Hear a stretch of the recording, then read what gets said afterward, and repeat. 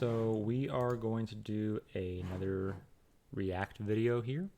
This time it is from KirkpattieCake, which is Ian Kirkpatrick, and she is doing Jenna Moreci's All the Toxic Tropes. And I started watching this, and basically I got through just a little bit of it, and I stopped and I said, let's go ahead and just do a video on it. So... My name is Ian KirkpattieCake. I'm an author and robot, and today we're going to be doing something that I haven't done in a while, and that is a response video. I guess it hasn't been that long. It was back with Silver Shamrock that I did a response video, but in this case, we are doing a response video to the one, the only, the cyborg queen, Jenna Moreci, because she, as I'm recording this, just released a 10 problematic tropes in fiction video, and well, I only saw the first two and was like, well, I have some things to say, so I figured let's have some fun with that. But before we get started, number one, if you enjoy what I do on this channel, please remember to like, share, and subscribe. Number two, if you would like to be featured on the channel, check out the links down in the description below for Lamoy and Fresh Meat Feature. And number three, if you would like to check out my books and mark down the number of toxic tropes that you can find in them, you can get them at any of your favorite book retailers or ask at your local library. And I will look forward to your reporting back in the comments below how many. How dare you? Had you loaded before?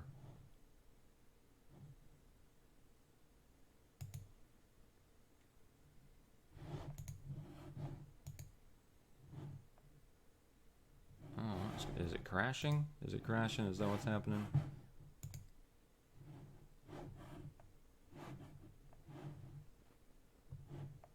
Come to think of it, there actually isn't a single email that I've written over the last few months without the help of Grammarly. Hello, everybody. My name is Ian KirkpattieCake. I'm an author and robot, and today we're going to be we're all going to write our different stories from our different and to create things and to kind of bring. I'm sure that I've committed more than there is evidence of just yet, but just you wait. Just you wait. Now, one of the reasons that I like doing these sorts of videos specifically, or responding to writing critique, is the same reason that I started a channel, and that is because there's so much information that's one-sided, and then it's treated like it's the law, that this is what you have to do and this is the way that it must be, that I actually, maybe it's just contrarian of me, but I like to express that there are different ways to think about things and to create things and to kind of bring back levity to writing, because I think some people take writing advice, or giving it or receiving it, a little too seriously, to the point that it becomes destructive, or you think too hard about what's going to get you in trouble before anybody is even really reading your work, and that can be destructive to the creative process. I think it becomes much too political. Yeah, self-censoring is like, obviously there needs to be some amount of that where you are conscientious of what you're doing, but to the point where you're stifling the creative process, where you're really not trying to be offensive at all, basically means that your work is nothing. Your work, if you really want it to mean something, your work probably should offend some people. And again, you might not be writing it for those people who would be offended by it, but if your work really has like intrinsic value, if it has some sort of depth of meaning, it's going to rub people the wrong way. So but if you're writing just for fun, then I don't think that you really need to be considering this kind of stuff anyways, as far as, you know, like being on the safe side of things either, since you're just writing for fun. When you start thinking about this stuff, when you should just be writing your characters or your stories or whatever.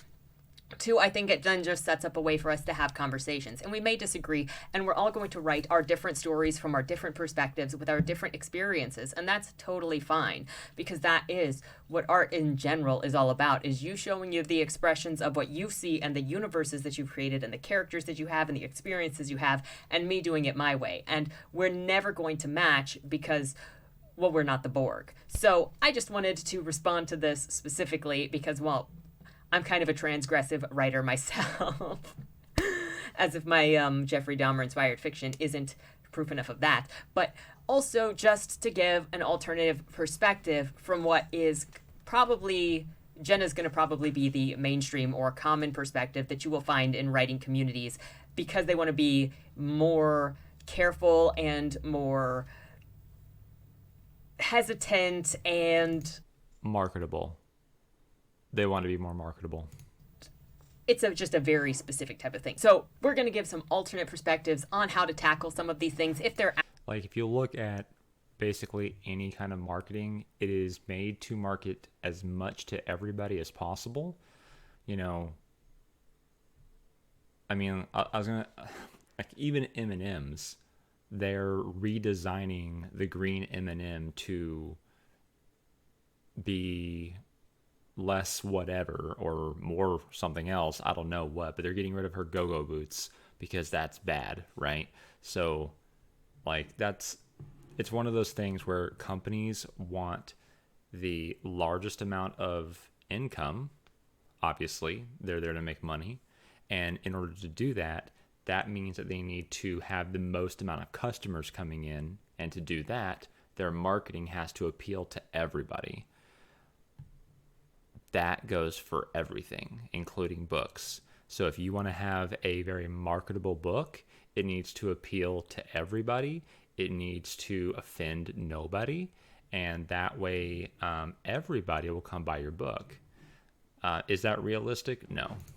Actually that problematic, or really is it personal taste? I'm going to spoiler alert, it's probably all personal taste, and there's probably situations where all of this stuff works. It's just not what she likes, but we'll see, because I only know the first two, and I had some information or some thoughts about those. So let's go ahead and get started. And before anything else, well, you can know that I am completely as fair as humanly possible on this, because I enjoyed Eve. I did not enjoy the Savior's Champion, so take that as you will.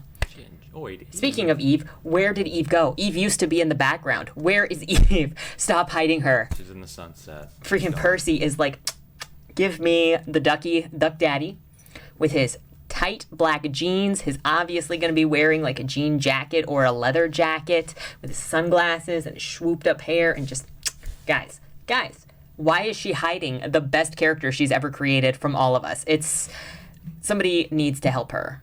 Hello, everybody. I am breaking down the 10 worst problematic tropes in fiction. That's all that I'll say. Fiction isn't designed to be delicate. We write about death, bloodshed, heartbreak, and suffering. True facts. Stories are here to explore the darkest sides of humanity. That's what makes them intense. I will say, that's what I think is the most hilarious thing ever, is that people will not have problems with murderers, but they'll have problems with other things. Like, if you look at Dead End Drive, Alex is a murderer. He's kind of a heartless murderer. He lit buildings on fire that his classmates lived in because they dumped his salon kit in the toilet. But people have more of a problem with him cutting a black woman's hair than actually murdering people. Yeah. Oh, and recently, freaking with talking about the Wasp Factory, if you go into the comments there, the comments are less critical of Frank being a murderer than they are of Frank being a misogynist. It is mind-boggling. And gripping. But we can do this without being directly harmful to our audience. A problematic trope is not a trope that's too... I gotta know how you mean directly. Like, clearly, we're gonna have different takes on this because I'm kind of a psychopath. I'm a low-tier psychopath. Okay, I have this many feelings. I do have some feelings, but they're this many feelings. But unless you're literally degrading your audience, I have a hard time understanding this. And I understand also that most writers are also high on the emotional and intuitive response to everything, and I am not that, so we're going to have a very different perspective on this. And no disrespect to anybody who is more emotionally empathetic, but it does read to me as somebody who does not have these emotional responses and this emotional understanding or interpretation of the world. This reads kind of crazy to me. And again, that's not in disrespect. That's just me sharing the perspective I have due to the neurological positions that I'm in. Yeah, like my wife is super like in touch with emotions, and she's very emotional on things, and I'm probably more along the lines of Ian here, where not very emotional, very logical, very reason based. Yeah, so do have some problems with really. I even have had authors come at me in the comment section of their own Goodreads reviews and say, fuck you. And like, that is straight up abusive. to your readers, but I would not necessarily say fiction itself is abusive to the readers. You could present me with cases, but that's going somewhere. Fiction being abusive to readers, that's one of those things where I kind of feel like in order to really do that, you have to be kind of like cognizant and like really trying. Because usually, as long as you're like, the most abusive that I could think of authors being to their readers is when they just have like a terrible story and then they just sold you a book that sucks, and that's abusive. As far as like really abusive, again, I think that it's something that you'd have to kind of be cognizant of while you're doing it. And most people are not out to do that. They're looking to make a product that people will enjoy. So I don't really know about being abusive to your readers intentionally or anything like that, or how you really do that unintentionally. If you have some things in there that are like, well, we'll get into these nasty tropes, so we'll see if some of these could possibly slip in there unintentionally, and I think that some of them probably can. I think the first one is like, don't bury your gays, which we're going to get into here in a second, and I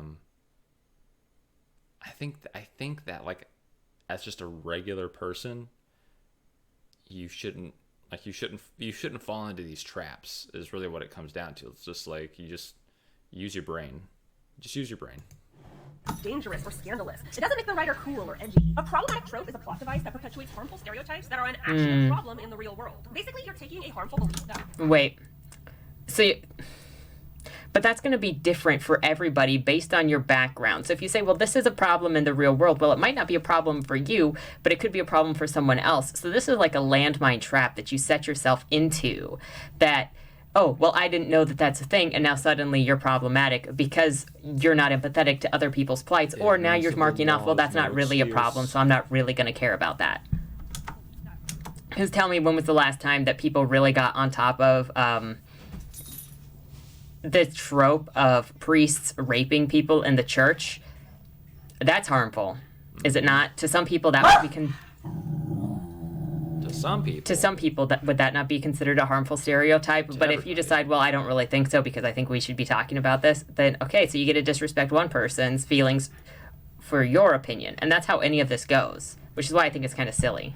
But you're free to like and dislike whatever you want, and that's what I think generally any sort of trope discussion comes down to, is like or dislike whatever you want. But I think trying to use emotional tactics to tell people that they are morally like, as the trope, as well, actually, I'll let her finish. Correct for their trope enjoyment, because it's not your trope enjoyment, is kind of sketchy at best. Hurts people, and you're giving... Okay.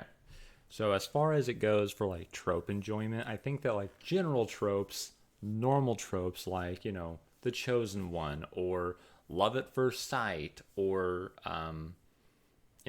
enemies to lovers, things like that are just like some more broad basic tropes are fine. But when we started getting into like outer edge territory, if you're talking about the trope of like having the priest be a child molester, that is whoa. And if someone likes that trope,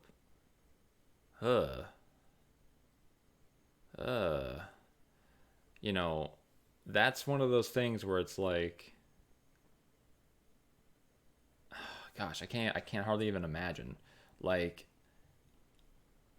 maybe you like it because you hate the Catholic Church for that particular reason, so you like it when that issue is brought up and you like it shown in books. But still, it's a really weird trope to like, imagine having that conversation with someone where you're like, what kind of books do you like? Oh, I love it when the Catholic priest is a child diddler. What? Get your seal of approval, whether knowingly or not. This is not about coddling your audience. I give every trope. I should say, I give every trope my seal of approval. C-section. I'm sure that someone will come up with something that is like insanely just like, what the frick? But creative liberty, go for 5 it. pages of my book. And it's a romance, but people absorb what they experience. You know what? I should take that back, because I am not a fan of the psycho girlfriend bit that Jenna likes to do with Layla. Emulate media, and reading But is go no for it, exception. girl. So while it's important to be creative and to tell the story that you're passionate about, it's also important to be mindful of the messages that you're conveying to your audience, because you're But that is difficult. Specifically, it is impossible to completely control the message that you're sending to your audience. And I got to ask Jenna about this specifically because she's got a book that is all about all of the female characters sexually abusing the male characters. That's what Layla and her friends do. They keep touching Toby while he's naked. They don't ask for his consent. They stick their hands between his butt and they make him very uncomfortable while they're fingering his dick. And all of her female characters objectify men in the Savior's Champion. Well, all of the servants, okay? Was that her intended purpose? Is she going to apologize for that? Because that is a toxic trope of just these women that can sexually abuse men all the time, and it's not seen as anything because women aren't considered sexual predators towards men, because that's exactly what was happening. Anyway, you can't fully God, that's horrible. protect your story or figure out what your story is going to convey to other people, because when you're dealing specifically with art, it leaves some level of interpretation up to the receiver of the art, and that includes them bringing their own experiences and character perspectives and taking on visions of your characters or understandings of your characters that you couldn't necessarily have ever guessed that that's what people would walk away with. Yeah. Because if she had known that Layla came across as a sexual predator evil woman, would she have published Savior's Sister the same way that she did? Or is that like all on me because I misread it? And like, this is putting the onus on the author to mind read everybody who could possibly ever read your book and every interpretation of it ever. That's impossible. 100% impossible. You know, I play D&D, and being a GM, a lot of times you'll kind of make up, you know, you're making a story for people who are going to be interacting with the story, so you don't have full control of the story, right? It's shared storytelling, but as the GM, that game master, you are mostly in control of the narrative, right? You control a lot of the narrative. You control more than they do, right? But they still have a piece of the puzzle that you don't have control over, right? There have been numbers of times where I put my players into situations where I think of a few ways out of the situation, right? Whether it be like a puzzle room, a boss encounter, a searching for clues kind of thing, right? I put them into situations where I have a few different ideas of like, okay, they could use this spell to help them, they could do this, they could do that. I have these different ideas of what I think that they're going to do, and a number of times they have done completely wild ass shit that I had no idea that they would do, and either it failed or sometimes worked way better than I ever thought that that would ever, you know, possibly work out for them, kind of thing. So yeah, you cannot pre-plan what the audience is going to think, right? You can't hand someone a book and be like, I wrote it so well that they will have this reaction. This is the reaction that they will have. Or even they will have one of two or one of three reactions, and that's it. No, not at all. You know, just like she said, she read it one way.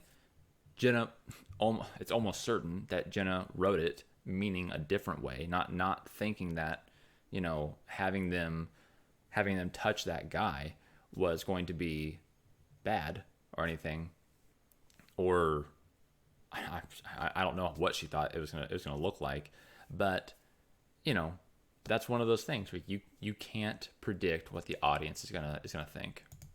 audience will absolutely internalize them. Honestly, all the tropes on this list should be written. Also, again, I'm just going to become like I'm going to seem like a completely callous psychopath in this, but it is not your responsibility to manage how other people feel, especially when you're delivering your book. This is why I think it is so important to have these conversations, because authors can put so much pressure on other authors to consider literally things that are impossible for them to be able to know before getting stuff out there. For people cannot control the reactions, emotions, or responses of others. You can think that you're even writing the most emotional thing ever that is going to make everyone who reads your book cry, and they won't. Or they'll even think that it is offensive because you can't control the response other people have to your thing. And that is kind of crazy to think that you can. Easy to avoid, and they shouldn't be at all shocking. But I'm sure there'll be plenty of angry people in the comments because, after all, common sense ain't common. Let me know which. I would say critique or feedback is not angry, and that's what we're doing here. So just for that, but that kind of attitude of like, I know that I'm gonna get hate because common sense isn't common. That is basically saying that what I'm saying right now is 100% morally infallible. If you just think about it. If you just think about it, it's 100% morally infallible. My arguments are 100% solid. You cannot go against what I'm saying. Maybe she's right. Let's find out. I'm sure that I will get my own plenty of negativity from this, but why not? So I'm just going to skip all of her sales pitch. If you want her stuff, it's easy enough to find. So let's go ahead and get into what exactly are these tropes that she thinks that we should get rid of. Number one, bury your gays. The burying gays trope is when LGBTQ plus characters are seen as more expendable than straight characters. Overall, queer characters are more likely to die than straight characters in media. Often they're the only characters to die in the story, and quite often it's a direct result of their queerness. Obviously. So I'm like, well, you can't get me for this number one because you have no idea how many gay characters I have. But number two, if you're looking at Dead End Drive, well, of course, yeah, the only gay character in that book dies, but also 8 out of 12 characters in that book die. Technically, actually, it's more than that because you've got Agatha dies. Oh, I feel like there's somebody else that I'm missing that dies right off the bat that is not actually, like, in the main plot. But there are at least, like, 9 to 10 people that die in that book. You can't get mad at me because one of them was gay. I'm gonna wait till the end to say what I think about this trope here. But when it comes to what she just mentioned, that in a lot of media the gay characters die. So she's talking about media, books, movies, TV. A lot of the media is run by the left, right? People who are progressives, right? Maybe they're not like far left, maybe they're more central left, right? But you have a lot of people who I would think that they would consider themselves allies. But this trope exists for some reason. You know? The conservatives are the ones who are against a lot of the gay tropes and things, but they're not the ones who are in control of media, like she just mentioned.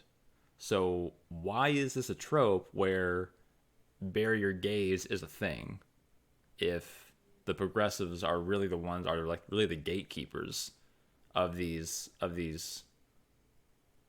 different mediums? You know, I kind of wonder about that sometimes.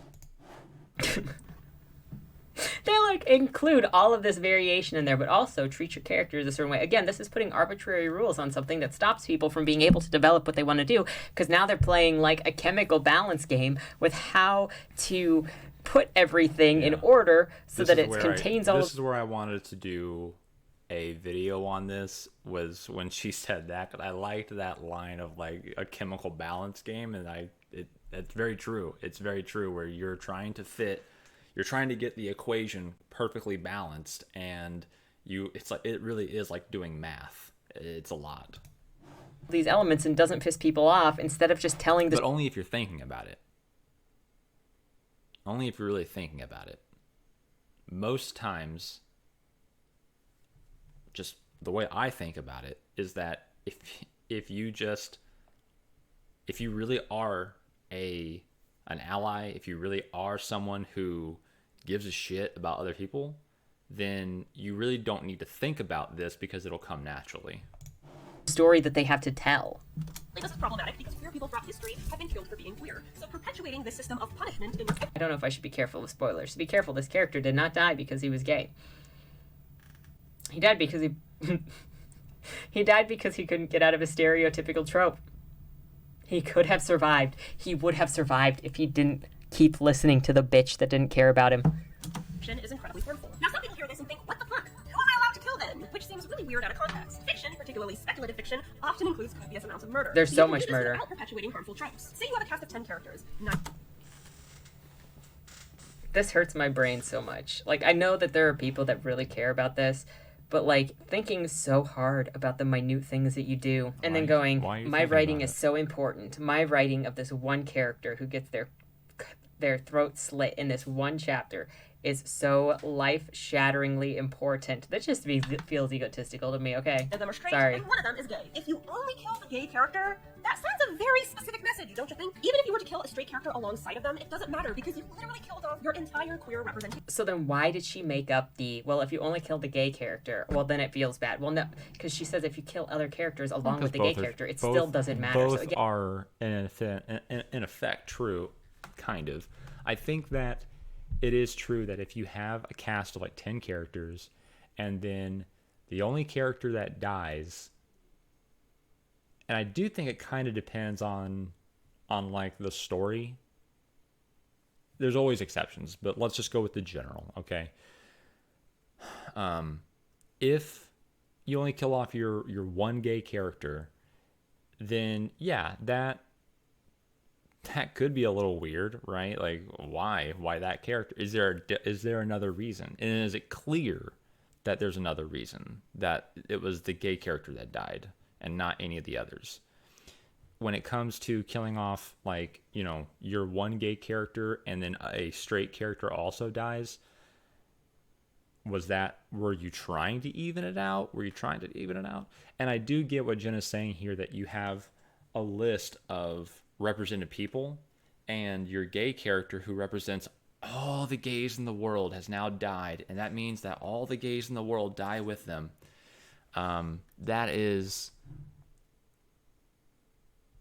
That's not good to view it that way. It's one of those things where, you know, if you're really going to play this game and you're going to do the math, then probably look into what your country / what your state, like what the actual like gay population is, and you could literally do it off of percentiles in that realm if you really wanted to or something. But yeah, it's one of those things where, you know, in books people die, you know, and if the only straight white Christian male dies, so be it, right? If the only gay character that you have dies, so be it. They died, and it's sad. It's sad they died, but that's just how it goes sometimes. Sometimes it's the one. And you're making up arbitrary rules for people to force things into their book that don't necessarily belong there. And this is also how you end up with like an overbloated cast, because you're trying in order to make everything fit and make sense to fight against this arbitrary, well, you're a bad person if you do this, so make your cast the certain way so that's, but it also, this is the problem that Alexa Dunn has gotten herself into with her books, where she makes her cast this specific set of ideological rules for characters, but then you also know who her bad guy is going to be, because she can't break this rule. And also half of her cast is going to end up being gay now, but then you also know that your gay guy can't be the bad guy, because then it also turns into this, well, gay guys are often demonized, and that's a harmful trope, so you can't make the gay the bad guy, and so then you know exactly who the evil guy is going to be, because it's not going to be anything that falls into this harmful trope, and your story's not surprising or fun. It's just so exhausting, and it's counterintuitive to creativity. This is so counterintuitive to creativity. Tell me how this is not limiting. When you can't treat people like people, you have to put them in this special condition class that says, well, only in these conditions can you do that, and even then it's not good enough because you still can't do that because it demonizes and history of demonology, and it's The history of demon. I'll never play by these rules. If you play by these rules, good on you for being able to do that, but I am never going to be able to play by these rules. I just see people as people, not by their categories. 5 of them are queer. If you were to then kill one gay character and one straight character, it sends a completely different message. There are still plenty of gay characters living and thriving, plus you It sends a message. Is it? Does it? Does it send a message? treated your straight cast in the same fashion. Number 2. Look, be as you Okay. I'm gonna let Ian go first. just have to trust me that... Oh no. I'm gonna need... Can I get the prognosis on Cain and Abel? So, Cain and Abel... We're going all the way back to the beginning. Oh my gosh. I'm so terrible at always getting their names wrong. Abel is a gay man who becomes a serial killer who targets other gay men. Like, all of his victims are gay because he picks them up at the bar and he sleeps with them. He picks them up because he's attracted to them. Not the story I was thinking. Okay. And he sleeps with them and he kills them and then he sleeps with Oh, never them. mind. Oh my god. And so if I kill like 15 to 17 gay men, but it's also by a gay man, Oh. and it is also inspired by real life, Oh. where does this fall in the spectrum? I need to know how much repenting I gotta do in my other stories to make up for this one. Okay. Okay. So here's what I would say about like the burying your gays trope. First off, and I always say this with basically everything. Does it serve your plot, right? Does it serve your plot to do the thing, to tell the reader the thing, right? In my story, there's a lot of facts that I don't ever tell. I don't ever tell the reader because they're not actually pertinent to the plot, right? They happen in the background, and there you go. That's totally fine. The thing when it comes to having your gay characters be gay, it's a kind of a question of does their sexuality matter to the plot, right? That's kind of the question there. Does that actually really advance the plot line? If it does, then yes, make sure the reader knows. If it doesn't, then don't worry about having the reader know, right? So there's a number of times in stories, whether it be the fantasy novel, whether it be my romance novel, whether it be my D&D games, where there are queer characters, but you don't know that they're queer because they're not just going to come out and be like, "Hi, my name's Dave and I'm gay." Right? That's not normal, right? So you either can maybe infer, I mean that's going to be on your assumption, right? Or you have to wait until that actually comes up in a normal way, right? It can't be done just like out of nowhere. You know, "Hi, I'm Dave. I have green eyes. I'm homosexual." Doesn't make any sense. So the whole bury your gays thing, you know, I hear you on that one, Jenna, as far as, you know, don't attack the queer community in that way, but at the same time, someone's gonna die. Did that character, did they have a good time on the page? Maybe not, but someone's gonna die. And doing this whole balancing act where you make 5 characters gay, 5 characters not gay, it's like you're gonna have to do all these different things and like plug these people in. That's going to be an absolute recipe for disaster, because that is like a big time character deal.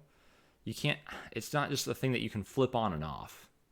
That's, you know, like what their sexuality is not something that you can just be like, you know, just slap it on there. Oh, I'm one gay character short. Well, that one can be gay. You're gay now. Boom. That's not how that works. So you make your characters, if they're straight, they're straight. If they're queer, they're queer. You know that before you get in, but don't make this quota game. That's ridiculous. The character said no, but their eyes said yes. Look, she obviously doesn't understand that dubious consent is clearly flirting in a lot of situations. Sometimes non-con is straight up flirting in some certain situations, specifically yaoi. If you know, you know. Look, you have to. This is such a popular thing. So many people love dubious consent. It is a kink. It is not just a trope. It is a kink. Yeah. And no shame on you if you like it. You know what you like if you like it. But they ultimately Yeah, enjoy dubious consent I don't care is if pretty common. Jenna might shame you for liking dubious consent. I won't. That's I not, got you, fam. That's, The character told them to stop, but they fell victim to seduction. Dubious consent is not sexy. It just makes the scene gross and uncomfortable. If that's Or it's low-key flirting. Again, check out the sweet pool here on the channel if you want to see some dubious consent. I might call some of the Tetsuo, like the first Tetsuo scene, like non-con. Nah, is it straight up non-con? Well, it's not yeah, violent. there's a line, right? There's a line. Probably dubious. It's probably more dubious. But you can do it. what you're going for, then you nailed it. But if you want to create a romantic saucy scene, then this is absolutely not the way to go. So wait a minute. So she's basically starts off by saying like non-con is dubious con is gross. Then she kind of backtracks real fast. If that's what you want to do, go for it. But if you're trying to make a romantic scene, then it's not good. Well, yeah. If that's what you're going for, then that's what you're going for. But if that's not what you're going for, then it's not good. Yes. Duh. Wow. Or it is the way to go for some people. I'm just saying. Salt is a Jenna. Not everybody, including dubious consent, specifically when it's the kink of dubious consent, is doing it as sexual assault because it's a kink. I feel like it is so crazy to also be talking about kink-specific stuff or fantasy-related stuff, like sexual fantasy-related stuff, in serious manner of speaking. Because imagine that you've got, like, a brothel and this character was hired to pretend to be a dead body because that's what gets the person off. Not preferable, Okay. but it's not the same thing because you have this other situation going on. Like, there's a separation between fantasy and reality, and you have to take into consideration the genre and the type of story that's being told, honestly, when you're dealing with this sort of thing. Because I also get it. I have read stories where rape is done terribly, where rape is used for trauma specifically and not for flirting, and those are very different stories. I've also seen characters that did get PTSD from being raped and then still fell in love with their rapist. It depends. But this is a very popular trope, so, like, don't trust her on this one. huge problem for people of all She just don't and like because of it. the way it's regarded, a lot of sexual assault survivors don't feel comfortable speaking up or going to the police. Writing dubious consent as desirable only further perpetuates this very unhealthy narrative. It's triggering for survivors to read, and it normalizes. I'm pretty sure that dubious consent or non-con is, like, one of the most popular kinks, especially among women. So, I mean, you do you, but... Yeah, it's one of those things where typically dubious consent is going to be like listed as part of the tropes, part of the like your,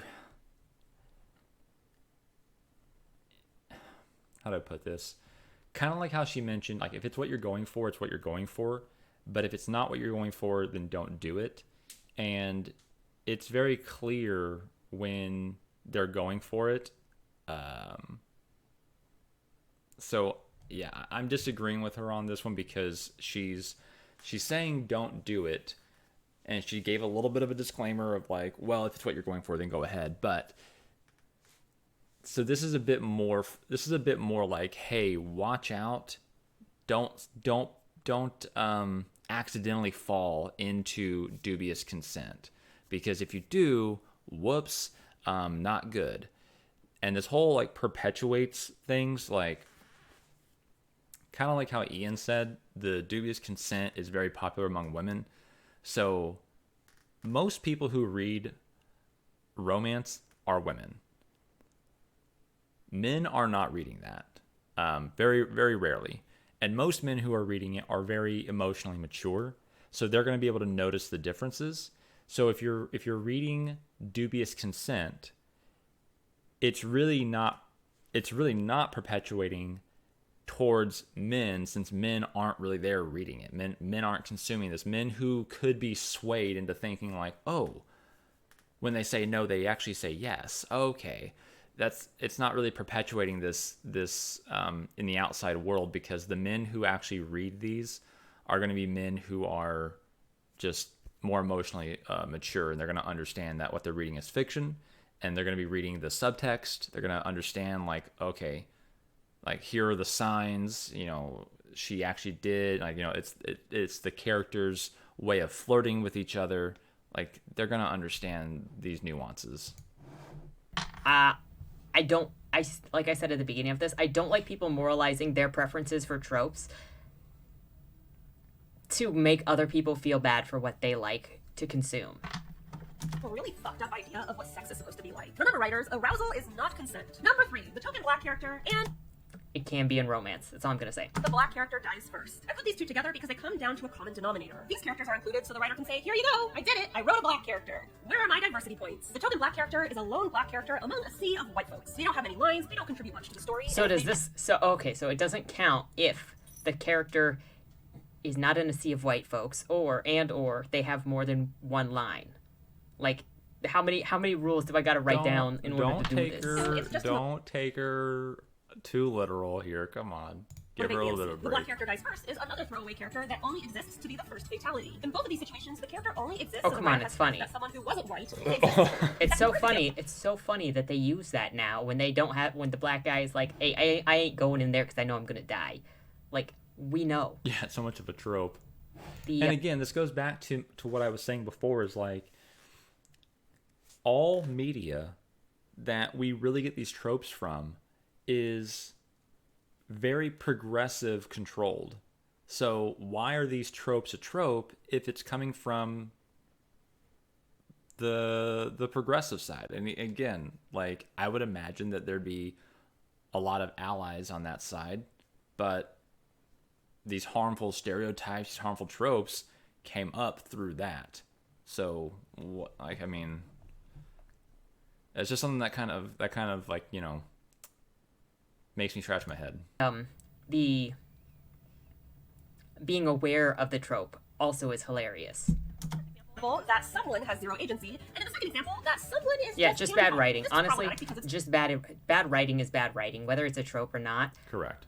I think you can get away with doing pretty much any trope as long as it's more or less entertaining. And that's not to say everyone will love what you're doing, but if you're entertaining more often than you're not, Remember, as long as it you're serves your probably plot. fine. dehumanizing. If it serves your plot, then you're gonna do it. Someone has to die first. If you make it not the black guy, fine. If it happens to be a black person, fine. Like, it's one of those things, especially when it comes to, like, fantasy. Like, those racial connotations aren't there in that world to begin with. But, you know, obviously if it comes to something more contemporary, you know, earthbound, then sure, if you want to be cognizant of that and make sure that, you know, your black character lives, sure, go for it. But is that also kind of racist that you, like, plot armored your black character? Writers are relegating people of color into these roles because they don't know what else to do with them. If you are shoehorning in a character of color and you don't know how to write them as a multidimensional human being, this is probably a good time for introspection and education. It shouldn't be hard to humanize. Also, if you're shoehorning in a bunch of male characters and you make them all rapist assholes except for the one that you want to fuck, you might want to start looking into how to actually write men, Jenna. The character who's Oh god, ouch. Yeah, that's one of the things, is like, if you don't know how to write a type of character, then don't write them and go do research. But it's important to know your characters. It's also important to know that, like there's always exceptions, right? You know, the whole trope of, like, you know, I'm not like other girls, right? That came from someone going, I'm gonna write a girl who's not typical, right? And the first couple really probably were like, I'm not like other girls, although they probably didn't, like, advertise that. But, you know, yeah, if you for some reason feel like you can't write a particular, you know, ethnicity, like, fully, and make them like a 3D person, make them feel real, then yeah, just go do some research. It's not that hard. And I also kind of feel like what she said there, like, maybe that's time for some introspection, is kind of a backhanded slap, because, like, I don't know I don't know a lot of like the culture of South Africa, right? Do I really need introspection into that? No. It's just I don't live over there. I don't live anywhere close to that. South Africa is not a world leader that I have to look at to like understand what they're doing, right? It's not one of those kind of things. So to say like you need introspection that's kind of a little bit of a dig. Literally a human being. Number 4, fridging a woman. To fridge a woman means to kill a female character, usually a wife or a girlfriend, in order to motivate a male character. Oh my gosh. So we've gone through every single one now. You can only kill white straight males. And maybe you can kill somebody else if you kill enough white straight males to redeem yourself for killing whoever is not a white straight male who is coming. Like, oh my gosh. This is going to be a spoiler alert for Bodymore. So Wayland, her best friend, disappears at the beginning of Bodymore, and that is her entire motivation for that entire book. Now, if it had been the other way around, where a female character disappeared and Wayland was motivated to go after the woman, what, is this suddenly toxic because somebody cares about somebody else and that is their motivating factor? This is terrible. It's fighting against human motivation and what's natural to humans and saying don't do it because for some reason it's bad. And also, this was written by somebody that hates men. Like, this trope specifically, I'm pretty sure, like with the Bechdel, was it this or the Bechdel test? One of the two. Doesn't matter. Doesn't matter. The Bechdel test was made by women. This here was made by comic book writers. You don't want to use women as motivations, fine. But it's very normal for men to have women as motivations because the men love women in their lives. That's our motivation. That's the reason that we go to work. That's the reason that we slave to the corporations, is because we love our women. It's his hero journey. Now, plenty of We characters don't do it for ourselves, okay? are killed to advance a plot, but fridging a woman is a wee bit different. The female character is reduced to Okay, a explain to me. Her sole purpose is to die a painful death, so the male character can become a hero. See? Her That's death is fine. really worth it. This That's is literally problematic because fine. It reinforces misogynistic stereotypes that exist in our world today. A woman's No. duty is to fuel and motivate men, and ultimately, they're disposable. This is No, it just happens. And no, nothing about our society. People are going to disagree with me on this. But our society says that women are more important than men because our society asks men to go and die for women. Our society, for the longest time, specifically, has said women and children are more valuable than men. Men stay behind, let the women live because you should die. That is how it is. And it's also intrinsic to male nature to want to protect the things that they love because men are protective. Now, you might be like, that's misogynistic and I hate that, like Alexa Dunn does in her more recent book, where every time a male character wants to be protective of the female character that he adores, she's like, oh, that's misogynistic. But women like it in general. And if you don't like it, you don't have to write it. But I think that it's reductive and it's mean.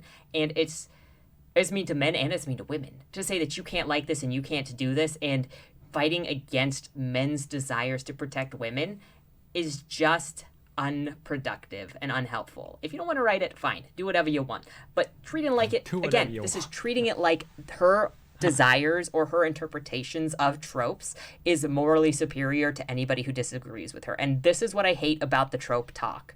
mindset that has gotten women abused, subjugated, and murdered for centuries. Perpetuating it in fiction isn't going to help us at all. So how do you avoid this trope? Maybe don't kill a girlfriend or a wife. For centuries? This trope started. Well, never mind. Again, I feel like it's kind of egotistical to say, hey, if I kill this woman at the beginning of this story, it's going to perpetuate violence in real life. I am just a fiction author. Look, we can even look at Stephen King's Rage, and it is not motivating people to kill people. Broken families are motivating people to kill people. I think this is putting way too much onus on the authors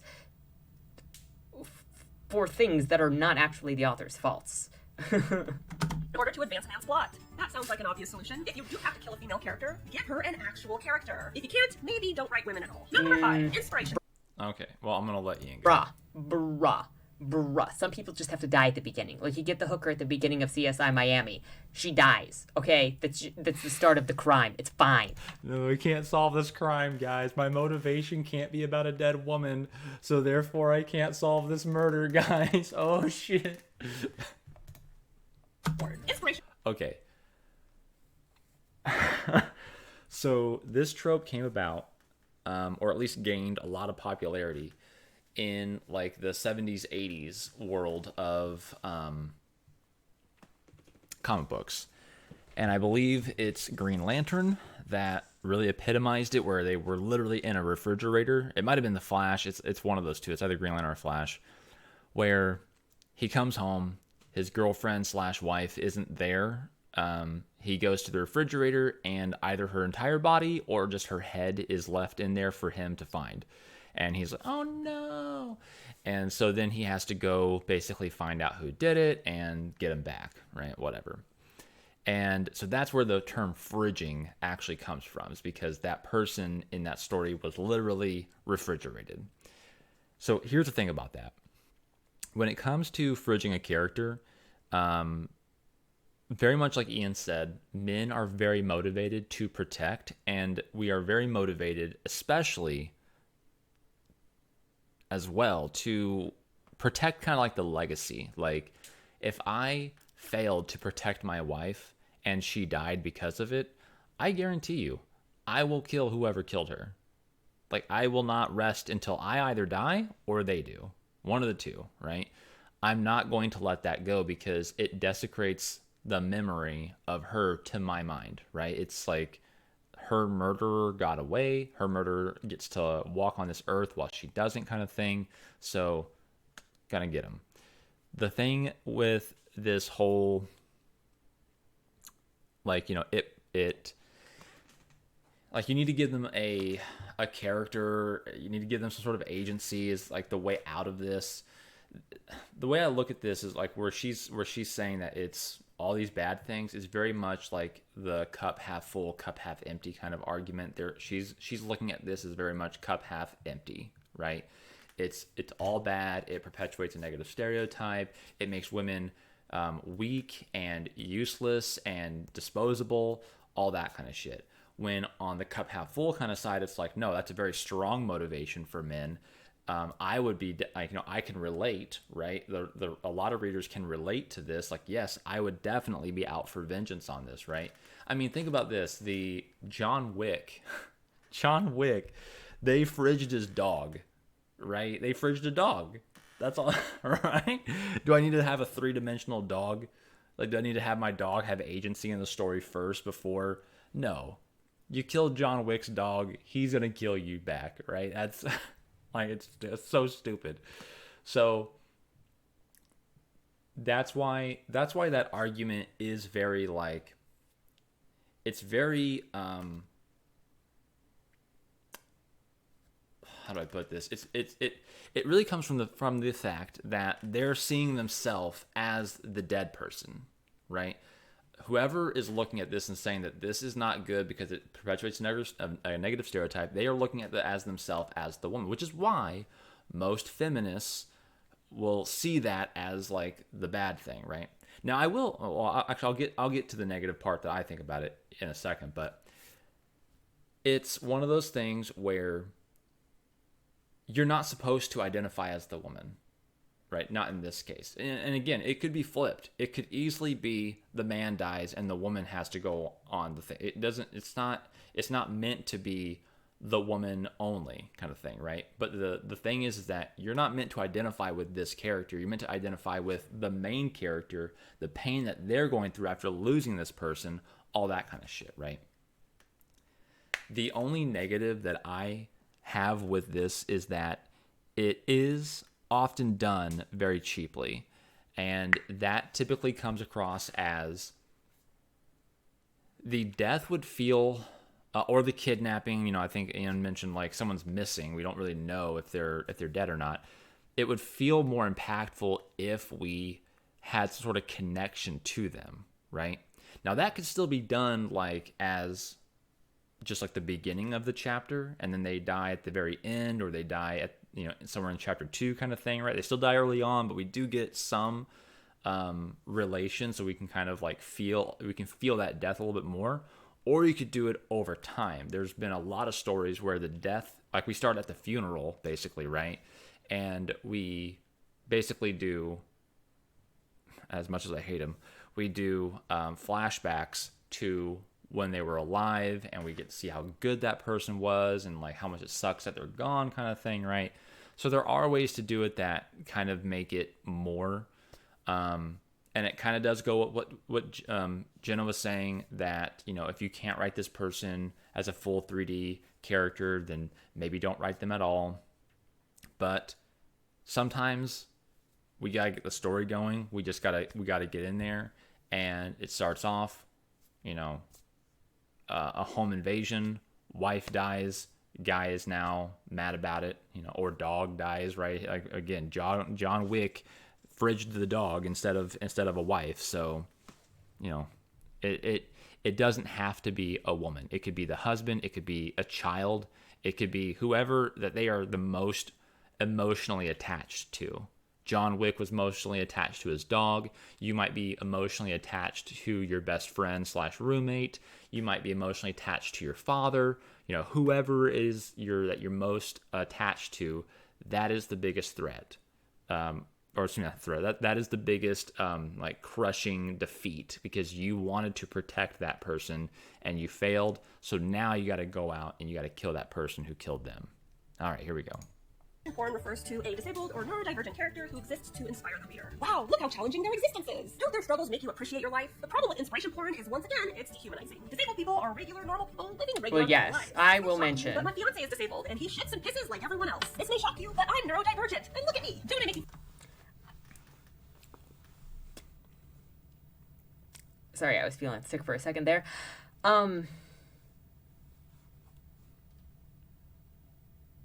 Yeah, my brain actually stopped working on this. So inspiration porn is very annoying, and specifically trying to make your story feel more special by using characters and highlighting specifically, look at me doing this thing, having this character involved in this. I hate it. True. I read, oh my gosh, what was that book with the nymphs?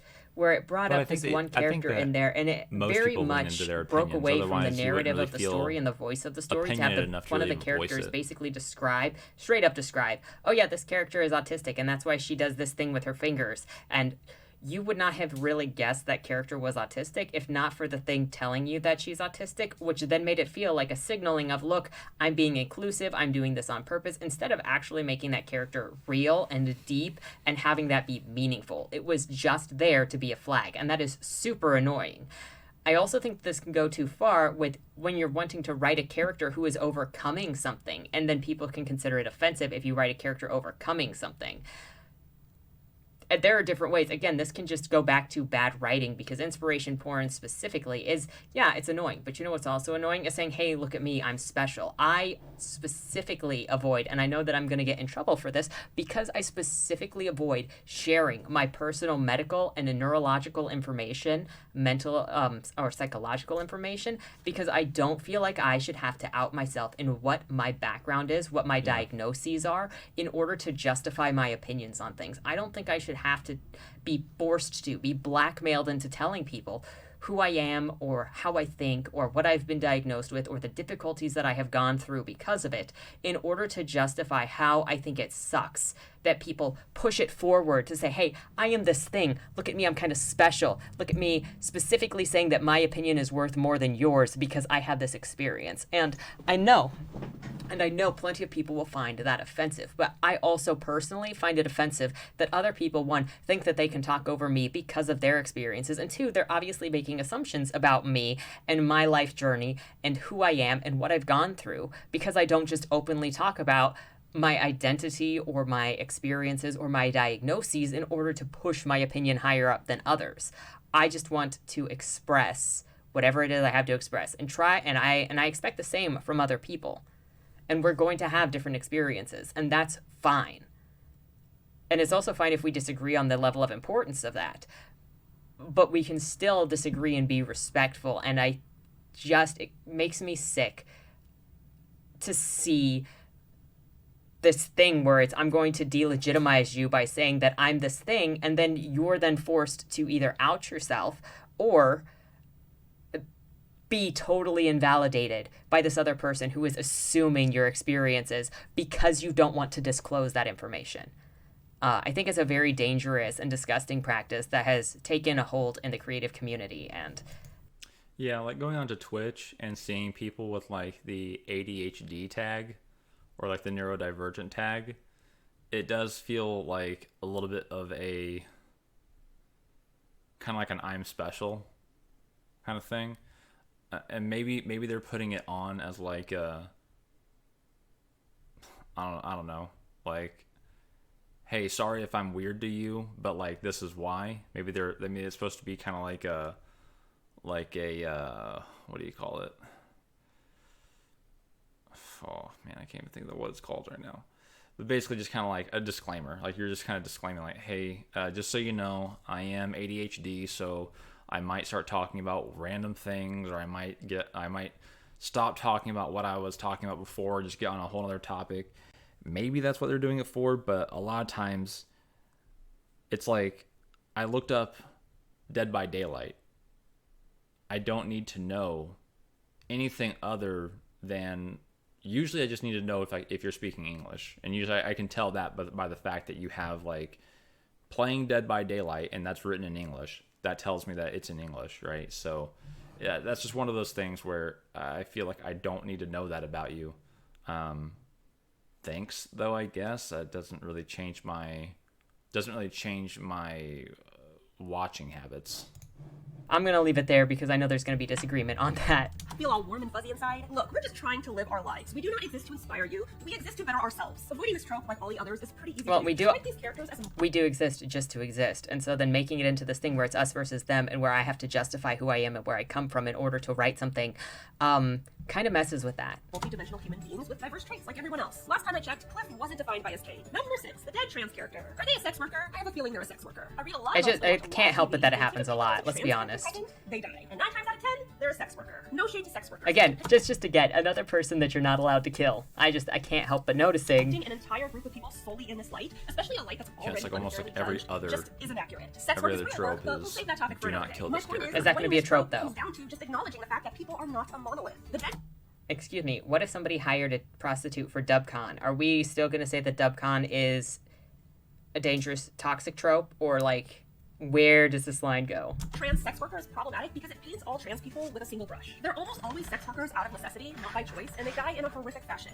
But are you allowed to write somebody's experiences or not? Are you allowed to write reality or not? Like, if somebody is going to write a story in Chicago, is it okay if they write based on the demographics of Chicago, but based on the stories that come out of Chicago? Is it okay that I wrote a story set in Baltimore and it takes in crime statistics for that thing? I'm not saying that it specifically brings up crime statistics, but it does talk about Bodymore. It does talk about how there's a lot of death there and how there's a lot of crime there. And if you look it up, there's more crime in Baltimore on a yearly average than in most cities in America. And is that a harmful trope, even though it is provably existing? Because what some of this tells me is that you're not allowed to write certain experiences. These tropes are just recognizable patterns that we as people see from life and from statistics and from experiences.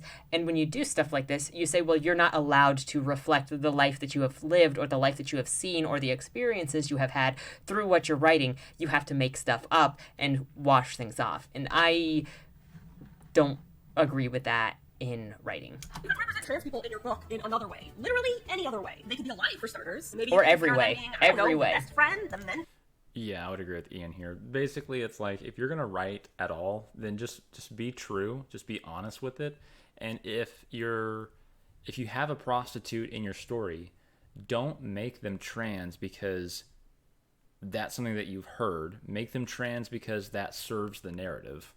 You know what I mean? Like, maybe you don't even need to announce that they're trans. It's just all the reader needs to know is that they're a prostitute.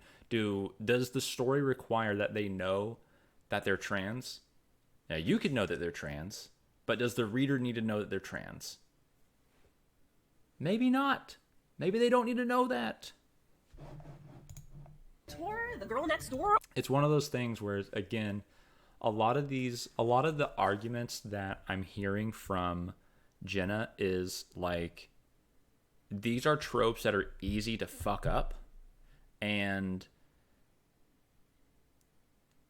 if you're doing them in a way that if you're basically, again, like I mentioned before, if you're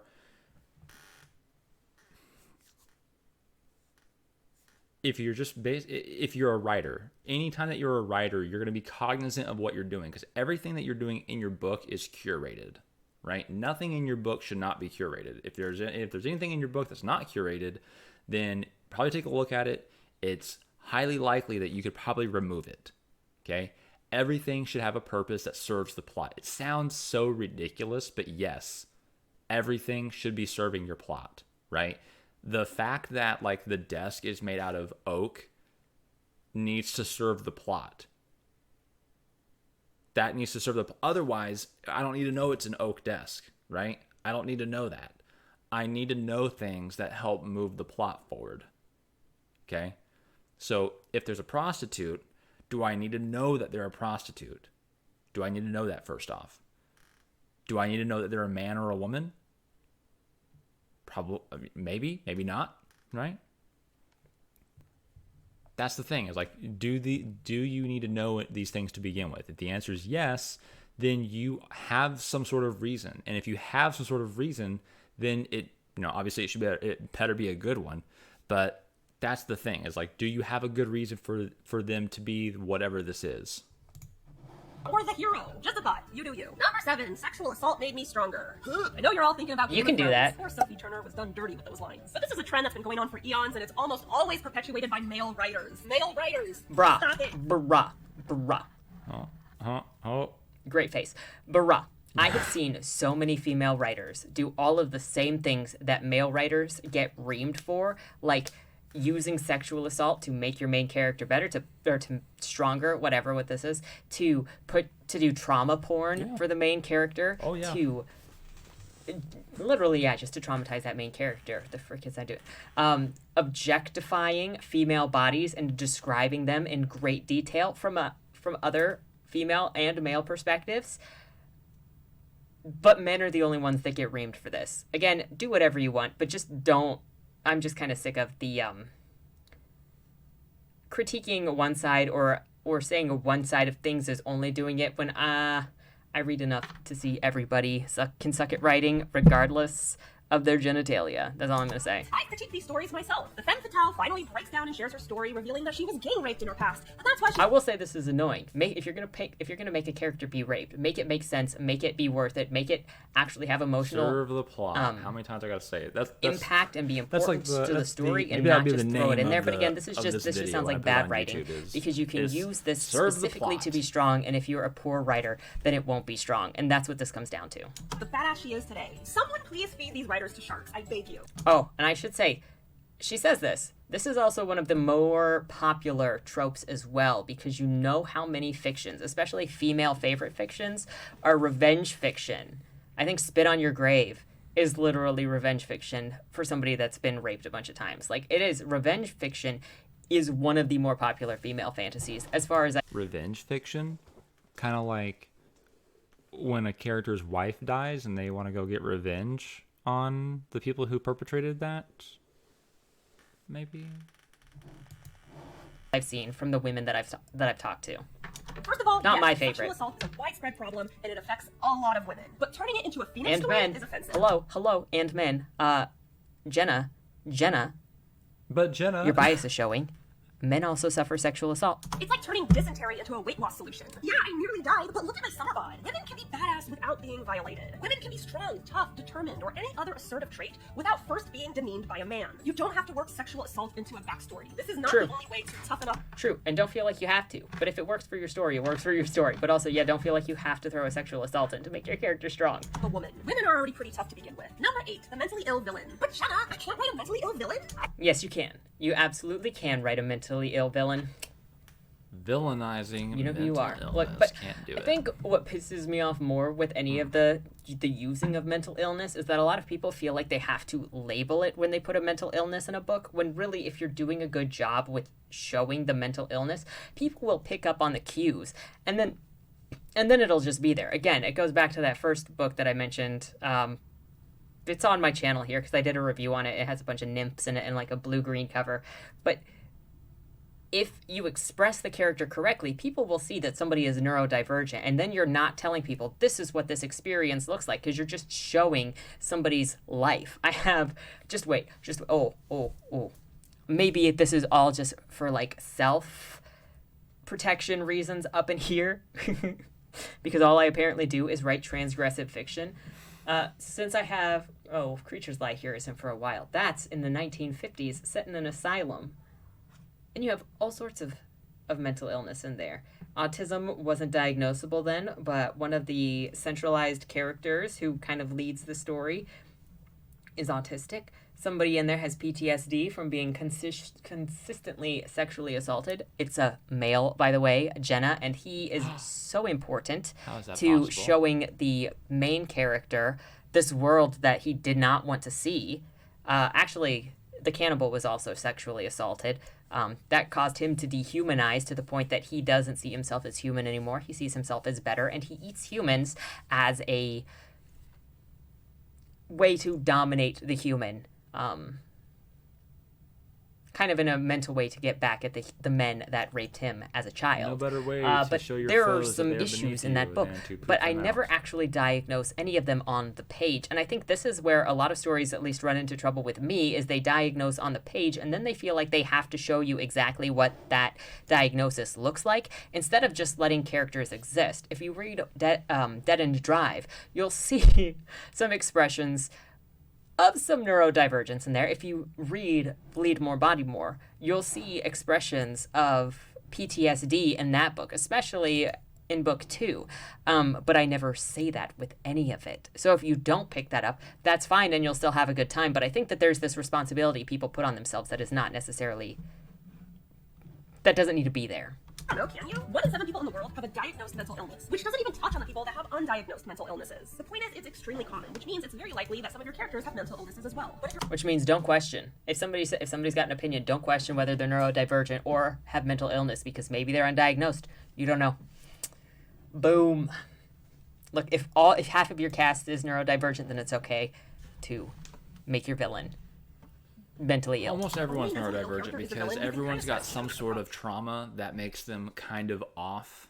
So I don't know if I've ever met a person who technically would really fall under, like, I don't know what the term of like non-neurodivergent is, but I don't know anyone who doesn't really fall under that, since everyone has something that kind of fucks them up. That's what I don't like about neurodivergent as a term, is like, I'm neurodivergent. It's like so broad. It's so broad that it doesn't tell me anything other than you have some sort of nothing. It doesn't tell me anything. It literally tells me fucking nothing, because I feel like everyone is neurodivergent to some degree, since everyone has some sort of thing going on with them. Huge stigma against mental illness. It prevents people from being accepted by society and from seeking and receiving help. Funny enough that she says this, because people that often push this also discriminate against those that do have neurodivergency, because they're kind of really out there. Look at what happened recently with Elon Musk being laughed at by Twitter staff for being autistic. That happens a lot. People will say, I believe or support neurodivergence, and then they run into people that have like a bipolar and they can't deal with what that looks like. And I think that society has kind of romanticized mental illness. I'm not saying it's all just this outlandish thing, but I don't think society is doing a very good job right now of recognizing what severe mental illness looks like, and I think that's been a problem for a while. And I don't want to get further deep into that right now, since this is just a silly little trope video. I think people who are seeking to receive medical attention is... But making your bad guy have issues is not demonizing them. I wish we would stop putting all this extra weight on just creating characters in a book. I would say that your bad guy almost has to have some sort of neurodivergency going on, because otherwise, if they weren't neurodivergent, if they didn't have some sort of mental illness going on, then wouldn't they be a good person? Wouldn't they be normal? Wouldn't they like realize, like, holy shit, the things I'm doing are fucked up? I shouldn't be doing this.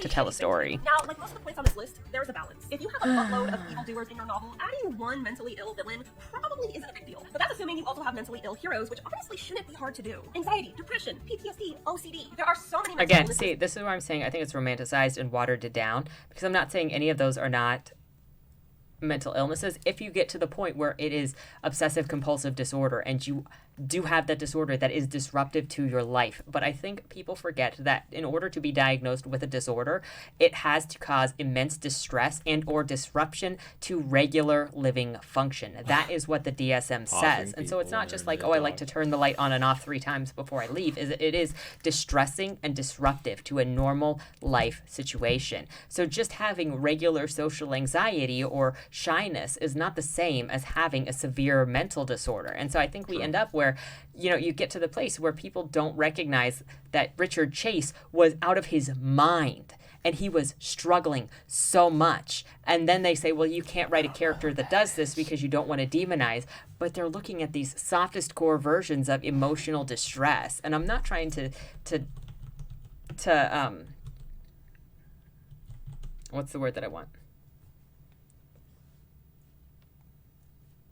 A serial killer, cannibal, and necrophile. Ugh. I'm not trying to devalue anybody's experiences here, but I think we're looking at some very different things and then saying, Yeah, he was. and then making judgments and putting weight on things that there need not be weight to. That are extremely common and should be really easy to input into your cast of characters. I'm sure you can think of some really popular heroes who fit those mental illness descriptions. Number 9, Superman. the romanticized predator. This kind of goes hand in hand with dubious consent. He Let's take look at what the he sexual want. self-care. Look, In that fact, is this just time as the popular. predator People is love getting it. the rose-colored glasses. People love the dude that just take what he want. That is like the most one of the most popular male alpha tropes. It happens all the time. That's all I'm going to say on this. Usually the predator is male and his predatory behavior is being labeled as dominant, strong, Alpha, and desirable. alpha. First of all, naturally dominant people do not need to force others to obey them. Which is That true, the opposite but of also strength. Forcing someone kink. to be intimate with you, first of all, isn't intimacy, and second of all, it's an act to try and claim power that you don't naturally have. Second, But this is once kink. again painting extremely toxic behavior as positive, which has a profoundly negative impact on the real world. I've lost count of the Oh number my of people who told gosh. me that they ended up in abusive relationships because their only examples of romance were the toxic books that they were reading. Stop Remember, reading people are toxic impressionable. They romances absorb for what your they read. Tell expressions. audience that assault I should say, stop looking at romance novels for what a healthy relationship looks like. It's a fantasy. That is what it is. is desirable. Well, Yeah, that like I've known so many people who have gotten into bad relationships because of the books they read. That is not the book's. I mean, that is not the book's fault. That is that person reading a book and not understanding the difference between reality and fiction. This is also one of those things, again, same thing with the other sexual trope that they went over. Basically, it's like if you are, there's a line between he takes what he wants and sexual assault, which is what she's attributing it to, and they're not the same thing. And anyone who has any kind of maturity level understands where that basically understands the difference between the two. The line can be a little blurry depending on the individuals involved, right? But really there is going to be a line, and it's not like, you know, hard to find. And if you think that if you think that he takes what he wants is SA, then you're wrong. And if you are writing, if you are writing a book and you write it as SA, but you call it he takes what he wants, you're also wrong. inevitably results in real-life damage. And last but certainly not least, number 10, better off dead. This is a trope when someone is neurodivergent or disabled, and the reader is led to believe that they are better off dead. Their life is not worth living because it's But they can think that. What happens? So I'm not even going to finish this video because we already got what the last trope is. So I'm just going to comment on this and go because this is long enough. But what happens if you have a character that is in the situation where, one, they feel so much distress that they feel better off dead, or the people around them feel like they're better off dead? Like I was just saying with diagnosis, is the actual diagnosis in the DSM requires that you be in immense, significant emotional distress and or your normal functioning, whether it is work, whether it is relationships, whether it is sexual, are disrupted, and you cannot function as a normal person would. If you think of like sexual addiction, somebody with sexual addiction cannot stop themselves. It is a compulsion that they have to keep getting that hit, and it gets them in dangerous situations. And some people make that mistake for the relapsing, and they feel like they'd be better off dead because they can't stop themselves. This is delegitimizing entire points of view, and then saying that people who actually feel like this don't deserve to have their points of view expressed in writing. And maybe you don't like it, but you don't have to read it. This is my problem entirely. Well, half of the problem I have with these sorts of rules is you're delegitimizing other people's experiences for your own. And I'm not saying you have to like them. I'm not saying you have to write them, but saying, well, mine is morally correct and yours shouldn't exist because I don't like it. And then saying your expressions are the correct ones and the only ones that should be shown because otherwise it's dangerous. But then this person is over here saying, well, nobody knows the experiences that I have, and so I feel even worse, like I'm alone and there's nobody else to empathize with me. You're not being empathetic when you say don't do this. You're locking people's expressions out and people's chances to see either experiences they'd never see, which is this level of distress, because some people never feel this level of distress, and seeing it in books is the only place that they'll get to have that experience and see that impact and be able to make that change, because now they can see what that looks like in real life. Oh my gosh, it's so, I can't agree with this kind of censorship and this sort of demonizing of expressions. You do you. At the end of the day, you do you. I'll just add on to that because I basically agree with Ian on that. But I would say that something like Better Off Dead is something that you would need to, because that is going to be a major plot point in your book to go that route. That would take a lot of skill, a lot of finesse to write that, a lot of knowledge as well to write that. So that is not a trope that you would take on lightly, taking on the enemies to lovers trope, the enemies to lovers trope is nothing, right? That's not hard. The friends to lovers, the chosen one trope, these aren't as serious of tropes. That is a trope that is very serious. And I think that Ian's very correct in saying that it should be out there. People should be able to read that and, basically to see it. And if you're going to write that one, you could easily fuck up and make it very wrong. But as long as you have, again, it comes down to maturity. As long as you have the maturity to write it and do it justice, then there's really nothing wrong with it. Like what you like, but this is why I wanted to talk on this, because I don't feel like there's ever enough discussion on these things, and it's always one person telling other people not to do something while delegitimizing everybody else's experiences if they don't line up with their own. Obviously, I'm going to have different experiences, and I'm sure there will be different, obviously I have different experiences and different opinions than people who will have likely watched this video. Possibly don't like my opinions, probably don't like my opinions because I'm not very careful in the way I speak. But it's not up to... But that's all that I can say, is I will forever defend your ability as a writer. She got heated. Your right as a writer to express yourself and the world you see and the experiences you have in whatever way you see fit. That is always what I will be. And then I will critique whether I think the story is written well or not. It will never be on these political boundaries. I just want to see you put together the best story that you can that tells the story of people or life or humans that you want to tell. And then I will tell you why that did or did not work for me in the creative space without these things. I personally don't really focus on tropes ever when I'm reading. I don't think I notice them almost ever. I think I had somebody recently even ask me, like, when I'm going, well, what are my favorite tropes or what tropes are in my books? I don't even think of those things because I don't notice them. I don't think I even notice when there are similarities between different books most of the time, because when I'm reading a book, I'm just there having this experience with this author and just trying to focus on that. And at the end, then I try to decipher what it is that I just went through. But I get that that's also not how other people consume books. One of the things that makes it interesting is we all have our own interactions with all of these books and with these authors, and we form different relationships with the authors and characters and stories and experiences. And that's also why it's important to be able to consume different stories with different tropes and write about these different things. There's always going to be an audience out there for whatever it is you do, even if you don't do it well. Every book that's been read by at least a handful of people has been enjoyed by at least one. Yeah. And I believe that. Because I've read some books, some even just like some drafts. I've read people's drafts, and I'm like, this isn't ready to continue on, kind of thing. Or I've read people's books, and it's like, this is not ready for publication.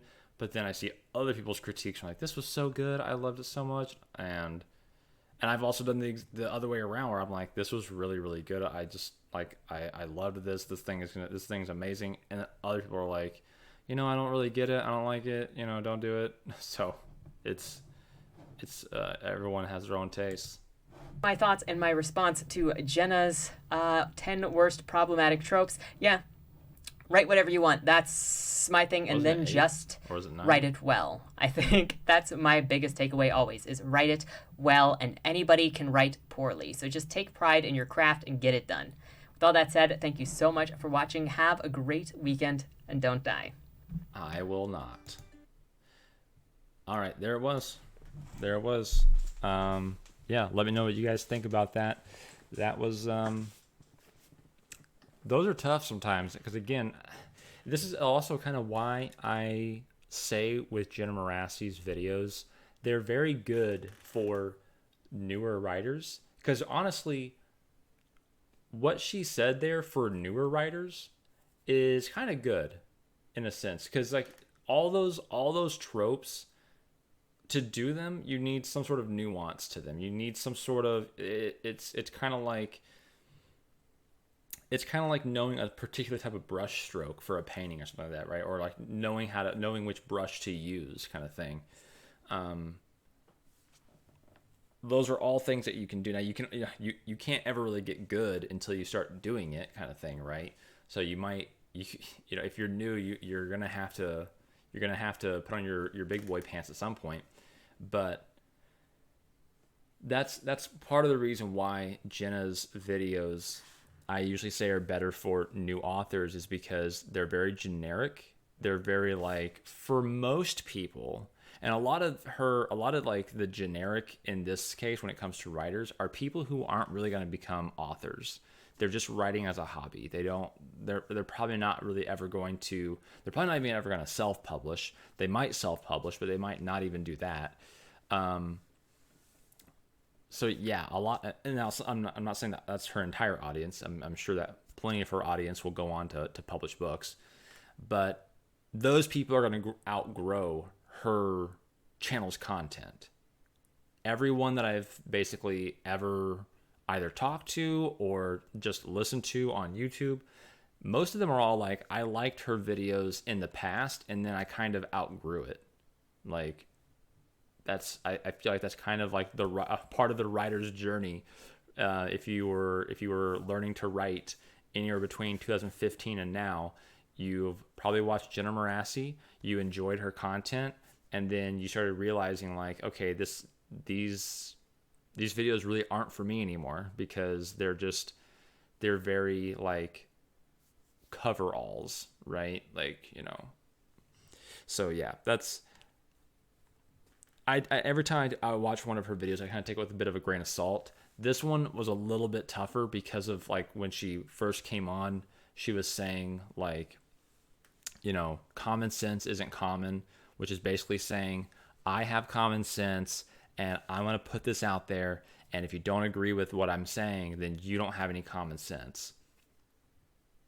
So that one was a little rougher to kind of just say like, oh, well, she's just being, she's just, doing her typical marketing, being a little bullish, her typical marketing stuff. No, that was like, she had a disclaimer that was like, if you don't, then you're bad.